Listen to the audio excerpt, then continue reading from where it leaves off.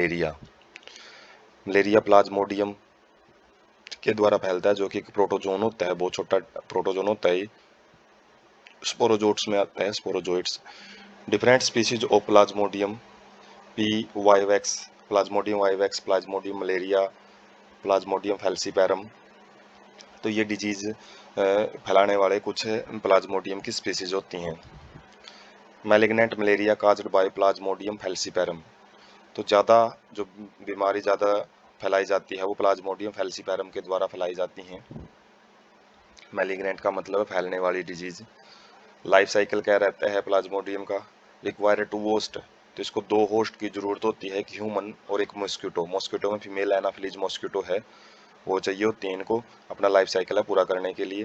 Plasmodium enters human body as sporozoites infectious form through bite of the infected female anopheles mosquito. तो plasmodium हमारे शरीर में कैसे enter करता है? उसकी स्पोरोजोइट्स की फॉर्म में एंटर करेगा। एक स्पोर होते हैं छोटे छोटे बीज जैसी स्ट्रक्चर होती हैं, जो कि जैसे ही मच्छर है ना फीमेल एनाफिलीज मॉस्किटो काटता है तो वो उसके जो स्लाइवा है उसके अंदर होता है, और वो एक बारी ब्लड सर्कुलेशन में यदि चला जाता है। Parasite initially multiply within the liver cell, तो ब्लड सर्कुलेशन के जरिए वो लीवर सेल में चले जाते हैं, और उसके बाद एक बारी वो मल्टीप्लाई कर लेते हैं, अपनी संख्या बढ़ा लेते हैं। उसके बाद आरबीसी है उनको इफेक्ट करना शुरू कर देते हैं, रिजल्टिंग इन दियर रप्चर। उनको नुकसान पहुंचाना शुरू करेंगे, उनको तोड़ना शुरू कर देते हैं। Rupture of the RBC is associated with release of toxic, जो जैसे रप्चरिंग होगी आरबीसी की तो वहां से टॉक्सिक सब्सटेंस है वो रिलीज शुरू होंगे, जिसको हीमियोजोन बोलते हैं।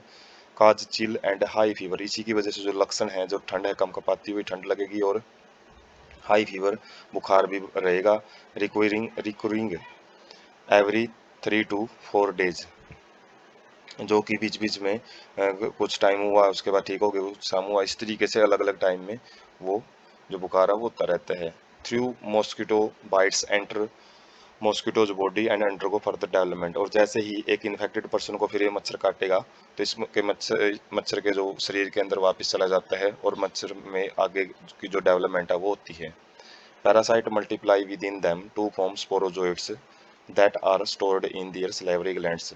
जो पैरासाइट्स हैं उसके बाद वो अपनी संख्या बढ़ाते हैं और वो फिर स्पोरोजोइट्स बनाते हैं किसके अंदर? फीमेल एनाफिलीज मॉस्किटो के अंदर, और उनको फिर किसके अंदर स्टोर किया जाता है? सलेवरी ग्लैंड्स के अंदर, सलाइवा के अंदर आ जाते हैं। उसके बाद जैसे ही फिर वो आगे किसी भी इंसान को काटेंगे ये मच्छर तो स्पोरोजोइट्स हैं दोबारा फिर उसकी बॉडी के अंदर हैं वो बेच दिए जाते हैं। तो लाइफ साइकिल है जो प्लाज्मोडियम का, उसको डायग्राम से समझेंगे कि जैसे कोई भी यदि मॉस्किटो किसी भी हेल्थी पर्सन को काटता है तो जो स्पोरोजोइट्स हैं वो उसके ब्लड के अंदर भेज दिए जाते हैं, और ये ब्लड सर्कुलेशन से लीवर में पहुंचेंगे। पैरासाइटिक फॉर्म होती हैं जो, उसके बाद लीवर के अंदर ये एसेक्सुअली रिप्रोड्यूस करते हैं, अपनी संख्या को बढ़ाते हैं। पहले लीवर सेल को डैमेज करेंगे, उसके बाद फिर वापस ब्लड सर्कुलेशन में आएंगे, और उसके बाद फिर ये जो आरबीसी हैं उनको डैमेज करना स्टार्ट कर देते हैं।